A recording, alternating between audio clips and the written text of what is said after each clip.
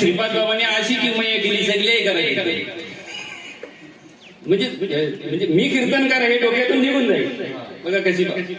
कशी विचारसरणी बाबांची की जेणेकरून तुमचा कीर्तनकार अहंकार निघून गेला बरं का जगद्गुरु तुकोबरे सांगताय